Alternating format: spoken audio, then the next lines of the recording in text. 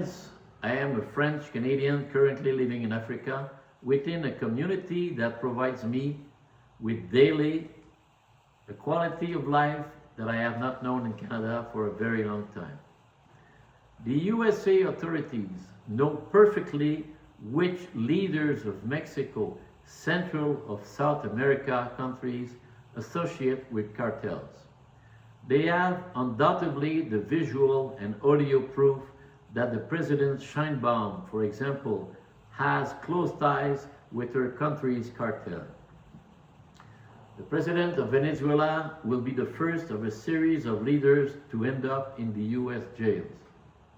Trump and the Republicans have had enough of this opiate crisis, which kills by the thousands inside their country. So those greedy, selfish, and immoral individuals better clean up their act quickly because the clock is ticking. Rarely have we seen the USA fail when they targeted a designated criminal either at the national or international level. Their intervention is methodic, often slow but unstoppable. A strong message must be sent to all those corrupted leaders and the cartels they protect year in, year out. We can certainly affirm that Mexico and Colombia are the epicenters of the drug trade south of the USA, though many others paramilitary organizations are deeply involved in drug trafficking. Once again, an example must be set by the eventual arrestation of Maduro. Enough is enough, says the US. Don't play in my courtyard. Stay away or you will pay a huge price.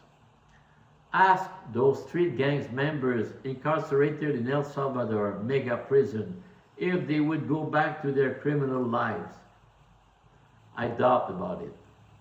They are done for their entire life. They will never go back to the free world. They are doomed. The president of El Salvador, Nayib Bukele, is a very good example to follow, as he has already incarcerated nearly 88,800 street gang members or affiliated to such organizations. Just imagine a couple of 100,000 individuals behind bars in Venezuela, surely enough to restore peace and tranquility in the country.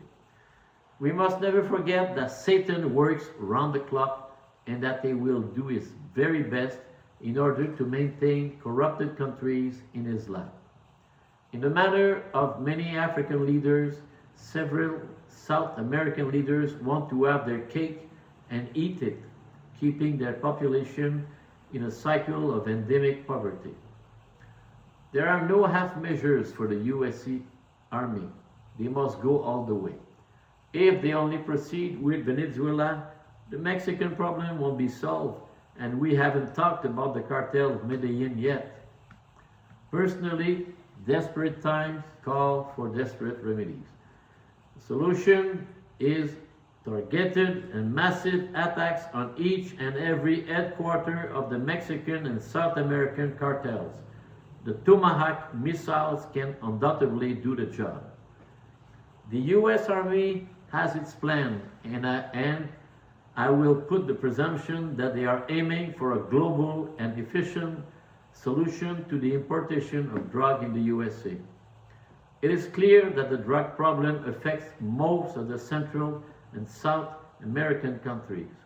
All Central American countries are affected by the drug problem to varying degrees, but the problem is most severe in nations like Guatemala, Honduras, and El Salvador, which serve as significant transit points for drugs moving from South America to North America and face high levels of violence and drug-related crime. Hopefully, the American Army will target the heart of the problem and reduce substantially the importation of hard drugs who kill indiscriminately US citizens. Have a great day.